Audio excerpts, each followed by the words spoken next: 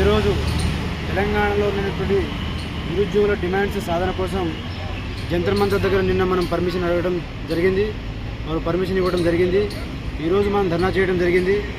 ధర్నా చేసిన తర్వాత మనము శ్రీ నరేంద్ర మోడీ గారికి, ప్రైమ్ మినిస్టర్ నరేంద్ర మోడీ గారికి మెమోరాండం ఇక్కడ నుంచి మనకు పోలీస్ ఆఫీసర్స్ వాళ్ళు సహకరించినారు.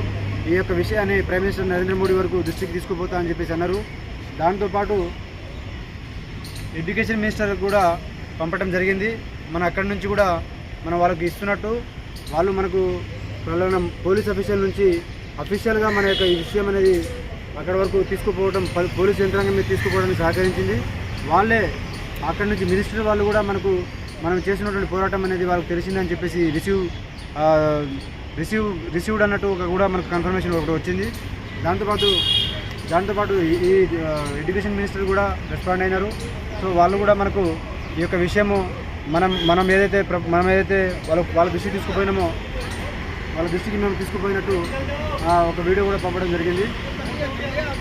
దాంతోపాటు హోమ్ మినిస్టర్ కూడా మనము ఒక రిప్రజెంటేషన్ ఇవ్వడం జరిగింది. అక్కడి నుంచి కూడా మనకు రిసీవ్డ్ లెటర్ అనేది వచ్చింది.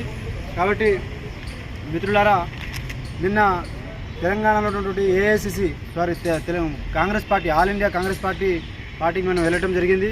అక్కడ శ్రీ కేసీ వేణుగోపాల్ గారి యొక్క పిఏ గారిని కలిసి మన యొక్క విషయం కూడా చెప్పడం జరిగింది. వాళ్ళు కూడా వాళ్ళ దృష్టి తీసుకుపోతామని చెప్పడం జరిగింది.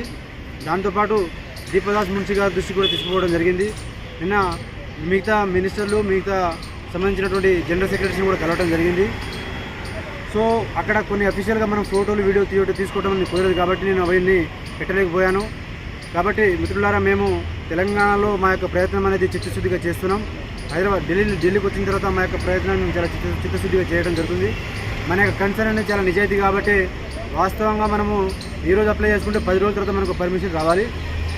కానీ అలా కాకుండా మనము అప్లై చేసిన నెక్స్ట్ డేనే మనకి ఇవ్వడం, వాళ్ళు జెన్యూన్గా ఇంత దూరం వచ్చినారు, వాళ్ళకి ఏదైనా సహాయం చేయాలన్నట్టు మనకు ఢిల్లీ యంత్రాంగం, ఢిల్లీ పోలీసు కూడా మనకు సహకారం అందించడం జరిగింది. కాబట్టి మిత్రులారా, మీ దగ్గర మీకు ఏ అవకాశం ఉన్నా కూడా మీ యొక్క పోరాటాన్ని ముందుకు తీసుకుపోండి. మా యొక్క పోరాటాన్ని మేము ముందుకు తీసుకుపోతున్నాం. అంతిమంగా మనం నిరుద్యోగులం గెలవాలి. అది ఏ విషయమైనా కావచ్చు.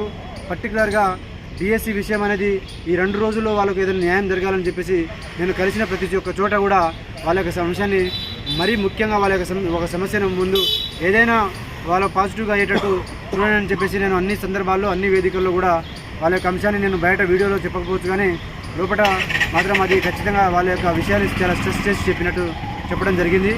దాంతోపాటు రాబోయే రోజుల్లో గ్రూప్ 2, గ్రూప్ 3, గ్రూప్ 1, 1:2 అన్నిటి విషయాలు ఏమి ఉన్నా కూడా వాటి ఖచ్చితంగా చిత్తశుద్ధితో నా వంతు నేను పోరాటం చేస్తా, నేను నిలబెడతా. కాబట్టి మిత్రులారా, దీనికి మీరు వాట్సాప్లో కానీ ఇంకో చోట మీరు సహకారం అందించినందుకు మీకు కూడా నా యొక్క కృతజ్ఞతలు. But at the end of the day అల్టిమేట్గా మనం గెలవాలి, మన ఇష్యూస్ ముందుకు పోవాలి. మనం పోరాడుతున్నటువంటి సమస్యల మీద మనం ఏదైనా ఆ యొక్క డిమాండ్స్ మనం సాధించే దిశగా అడుగులు వేయాలి. అలా ప్రభుత్వం స్పందించాలని చెప్పేసి ఒక ప్రయత్నం చేస్తున్నాం. స్పందించకపోతే స్పందించేలాగా మన పోరాటం ఉండాలనేది నా యొక్క ఆలోచన విధానం. కాబట్టి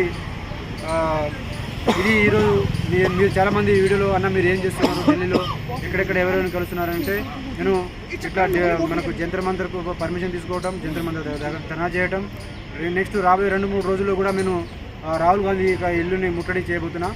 అది తెలంగాణ ప్రభుత్వం తీసుకున్నటువంటి నిర్ణయాలను బట్టి, అక్కడ ఉన్నటువంటి రెస్పాన్స్ని బట్టి నేను ఎట్లాంటి కార్యాచరణ ఉంటుంది అనేది ఖచ్చితంగా ఆ ముట్టడి కార్యక్రమం అనేది ఖచ్చితంగా ఉంటుంది. ఇక్కడ ఈసారి మనం ఈరోజు మీరు నేషనల్ లెవెల్లో మీడియా కూడా చాలా వరకు కవర్ చేసింది, కానీ అది మీ వరకు దృష్టి రాకపోవచ్చు. తెలంగాణ మీడియా మాత్రం తెలంగాణ ఇష్యూని కవర్ చేస్తుంది కాబట్టి అది మనం తెలంగాణ వరకే పరిమితమైంది. ఇక్కడ ఇంటెలిజెన్స్లో గట్టిగా వెళ్ళిపోయింది. సో మనం ప్రయత్నం అనేది చాలా గట్టిగా చేస్తున్నాం, చాలా చేస్తున్నాం. సో మిత్రులారా, మీరు ధైర్యంగా ఉండండి.